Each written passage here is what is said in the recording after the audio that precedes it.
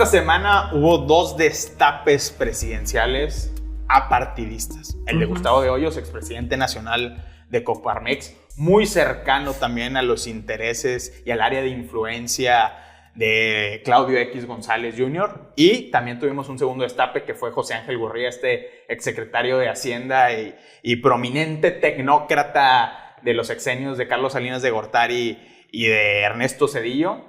Bueno, ¿qué opinas del estado actual de la oposición mexicana, Gregorio Martínez? Pues, ¿cuál oposición? O sea, ese es el asunto. Es triste que al día de hoy tengamos una oposición desarticulada. Lo hemos visto en diferentes momentos en las 2 marchas relacionadas con la defensa del Instituto Nacional Electoral, la de noviembre, la del pasado mes de febrero, del 26 de febrero. Bueno, pues viene mañana el 18 de marzo, el día de la aniversario de la expropiación petrolera, a ver cómo le va al presidente con su movilización que tendrá en la capital del país. ¿Con acarreados o sin acarreados? Pues haya sido como haya sido la cantidad y la foto finalmente, y él lo que nos va a comunicar posteriormente, pues eso al final del día para él será lo que cuente y tendrá cierta lectura y connotación con miras al proceso electoral de este año en 2 estados de la República Mexicana y del 2024. Pero lo que vemos es que por más movimiento y por más gente que haya asistido a las marchas recientes, la de noviembre y sobre todo la de febrero, pues no vemos que haya un liderazgo. Que alguien recoja ese capital político. Alguien capitalice ese movimiento. Entonces, de los mencionados de esta semana, bueno, Gustavo de Hoyos, con todo respeto, pues lo hemos visto que él, desde que estaba como presidente de Coparmex, ha intentado y a mí me llegaban, seguramente ustedes, cualquier cantidad de notificaciones en redes sociales de publicidad. O sea, él usó la Coparmex para él promoverse políticamente y ahora estamos viendo eso,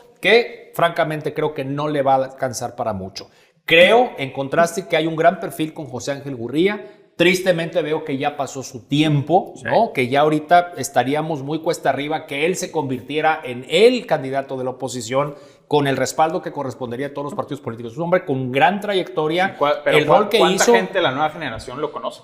Exactamente, por eso te digo, entonces vamos tarde con él, es decir, o él va demasiado tarde y su carrera en esa aspiración. Post-gobierno ha sido fuera de México. A ver, fuera de México, que haría pues un gran papel. Muy buena. Y con lo que hablábamos hace un momento. Son 2 grandes perfiles para lo que yo llamo el eje Polanco-Las Lomas Garza García. Excelentes candidatos para ese eje. Pues pero el resto de México, ¿qué va a pensar de estos candidatos, Alejandro? Lo hemos dicho aquí varias veces. Hablamos de las marchas, de los pocos estertores de un mensaje anti-establishment o anti-gobierno, y ha sido las marchas contra el INE. ¿Qué ha sido el éxito de esas marchas? Un mensaje claro. Con el INE no, con los votos no se metan con el juez. Fuera de esos 2 mensajes, no ha existido desde la oposición de cualquier lado un mensaje que pueda ser la contra el gobierno de Andrés Manuel López Obrador. Y si la oposición sigue buscando rostros en lugar de un mensaje, ¿sí? Vamos a seguir viendo esto. El desfile de rostros, y voy a terminar. ¿Por qué? Porque no logramos entender que el presidente ha sido muy exitoso con su mensaje. Y son palabras clave. La mafia del poder, no robar, no mentir, no traicionar. Eso básico que tiene el mensaje del presidente no ha podido verse en la oposición. Y así saldrán rostros por todos lados, pero si no existe un mensaje que dé cohesión al descontento, no va a pasar. A ver, como lo ha dicho Jorge Castañeda, estos son los que hay y no va a salir uno nuevo. Los que están en las encuestas es con lo que tiene la oposición para jugar. Llámese Lili Telles, llámese Luis Donaldo Colosio, llámese Beatriz Paredes. Eso es lo que hay. Ese es el argumento de Jorge Castañeda, quien por cierto me comentan que ha impulsado mucho para que Xóchitl Gálvez también se sume a esta carrera presidencial de la oposición. Aquí el tema de fondo es, ya fue hace un año cuando Beatriz Paredes, Alejandro Moreno Cárdenas y otros miembros de la oposición pusieron sobre la mesa la propuesta de decir, a ver, nos tenemos que organizando una primaria para designar al mejor candidato, con debates abiertos a la sociedad, que nos conozcan, que crezca el reconocimiento de nombre, que se entienda el proyecto y el mensaje, que es lo que mencionas. A un año no tenemos absolutamente nada. Tenemos un compromiso a medias donde el PRI dice, bueno, yo designo a los candidatos de Estado de México y Coahuila y el PAN va a llevar mano en el proceso presidencial. es lo único que tenemos. Tenemos un movimiento ciudadano completamente desagregado de la oposición diciendo yo no juego con ustedes, nosotros tenemos nuestra propia vía. ¿Qué opinas de esto, Gregorio? Que el Partido Acción Nacional llevaría mano si es que se cumplen los acuerdos, porque todo puede cambiar en cuestión de días, pero pues personajes como los mencionados de esta semana, el caso Gustavo de Hoyos o el propio Gurría, que bueno, pues estaría más cercano a los priistas, por supuesto, pero si los ves como perfiles más ciudadanos, el Partido Acción Nacional puede determinar, o sea un o una panista o que sea un ciudadano o ciudadana los que finalmente se consoliden como un candidato que tendría que recibir el respaldo de PRI, PRD por lo menos. Sí. Y si a esto se sumara el Movimiento Naranja, que por cierto también saltó a la vista que no estén jugando para la elección de gobernador de Coahuila y de Estado de México. A ver, lo que mencionabas hace rato, Alejandro, porque traigo aquí unos datos de la más reciente encuesta de Encol El País, decías, a ver, nadie está recogiendo este descontento patente en estas marchas para decir el INE no se toca.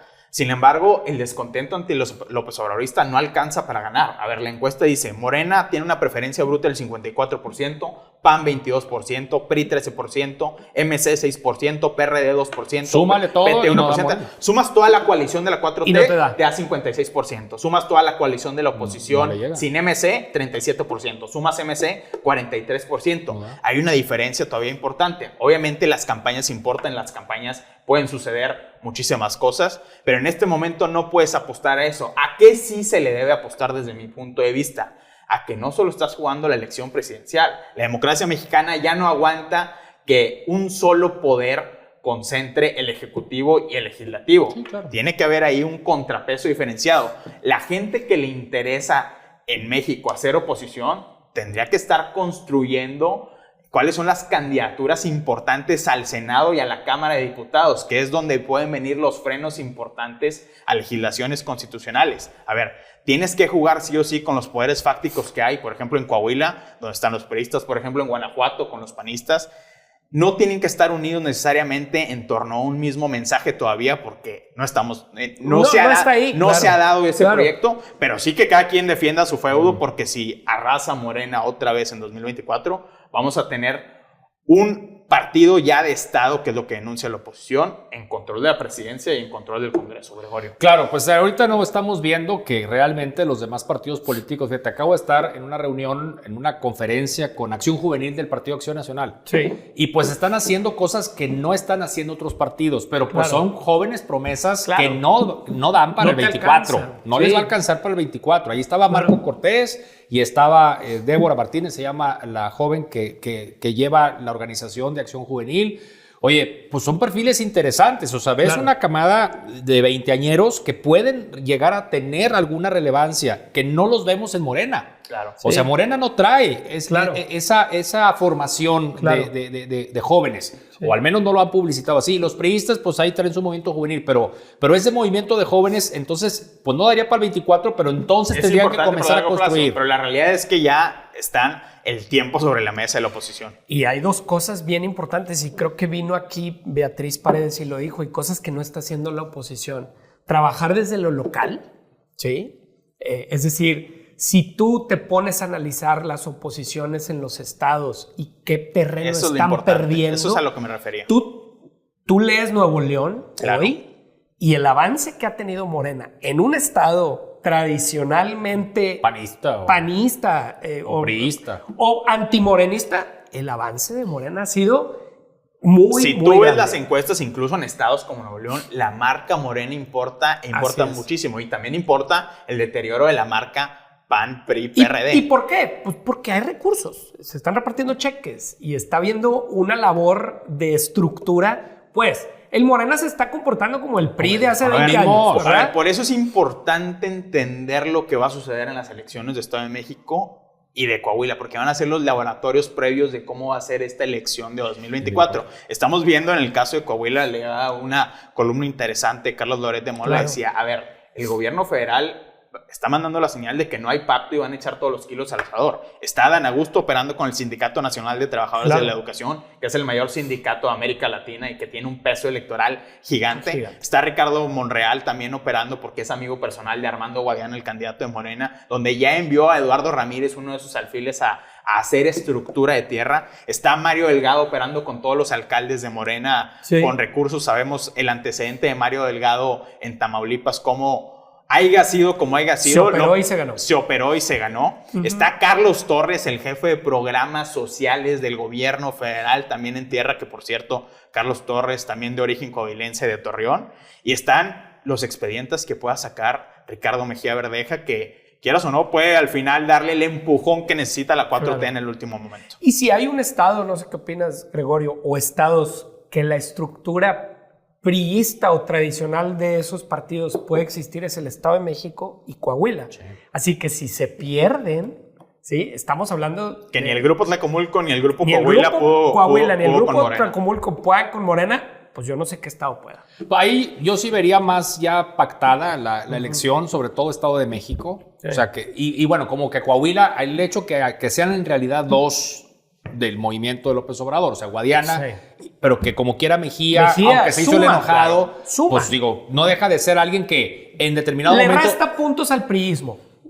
Mejía. Pues ¿contra quién competiría? Ahí, bueno, sí, pero al momento que le reste puntos al priismo, entre ellos dos se divide. Entonces, ¿a quién le daría más oportunidades de ganar? Es la pregunta que está sobre la mesa y no quiero dejar de comentar también el factor Monreal. El factor Monreal sigue presente. Hace algunos meses en el periódico El País se publicó esta pieza donde se reportaba que tuvo conversaciones o que está teniendo conversaciones Ricardo Monreal, coordinador de la mayoría en el Senado, con las dirigencias nacionales del PRI, PAN y PRD para pasarse del lado de la oposición y convertirse en el candidato presidencial por excelencia. Después de que se publicó esa nota en el periódico El País, el PAN levantó la mano porque hubo quejas dentro de la militancia y dijo, no, nosotros no negociamos nada. A ver, esta semana Joaquín López Dóriga reportó también en su columna de Milenio, a ver, señores, estas negociaciones, y me lo dice gente de la dirigencia nacional de los 3 partidos, siguen vigentes. Y vemos lo que pasó también con Ricardo Monreal, esta tensión que tuvo esta semana con el presidente Andrés Manuel López Obrador, sobre todo por el veto que vino desde la presidencia a la designación del consejero del INAI, que era un consejero cercano a Ricardo Monreal. Vemos también tensión en la constitución de esta comisión bicameral para poner bajo escrutinio a las Fuerzas Armadas, una iniciativa patrocinada también por Ricardo Monreal. Vemos también al propio Monreal exigiendo un reporte a la Secretaría de la Defensa Nacional por el tema del espionaje vinculado al caso Pegasus de Raimundo Ramos en Nuevo Laredo. Es decir, está activo. La ambivalencia política de Ricardo Monreal, aunque haya mandado señales de acercamiento y de distensión con Morena, trae 2 antorchas. Sigue vigente. Sí, definitivo. O sea, y por otro lado, también lo que se menciona de Monreal es que ya habrían pactado con él que fuera el candidato de Morena a la jefatura de gobierno. Él tiene esas opciones abiertas, ¿verdad? Pero de que el canal de negociación es vigente, no, tanto con y que es un factor, y que es un factor. Morena, es una realidad que no se puede descartar para el futuro de la oposición. Alejandro, conclusión, ¿a dónde se dirige la oposición mexicana? Pues mira, con todo respeto, pero esta mesa inició hablando de los 2 nuevos candidatos que son de Hoyos y José Ángel Gurría. Creo que hablamos 1 minuto de cada uno y hablamos 12 de Monreal, de Morena y demás. Creo que eso es sintomático de que este tipo de destapes no están teniendo ningún efecto en la psique nacional. Claro. Gregorio. Aquí, bueno, también mencionar a los naranjas, ¿no? El caso, bueno, coincido plenamente, no hay mucho más que decir con respecto a los nuevos y a los que ya estaban. Hay que ubicar a los naranjas, que también siento que no les va a dar para mucho. O sea, lo que hemos platicado también aquí, o sea, Colosio, que no deja de ser un apellido. Tristemente no hemos visto absolutamente nada relevante de Luis Donaldo Colosio Riojas en su gestión como alcalde de Monterrey. Y pues Samuel, que ahorita veremos los conflictos que trae, y pues son muchos frentes abiertos, en donde también sería un gravísimo error que él se autoconsiderara aspirante, porque pues dejaría aquí el Estado de Nuevo León, pues lógicamente sin cabeza. Sí, es una realidad lo de Movimiento Ciudadano, de que no es competitivo fuera de Nuevo León y Jalisco.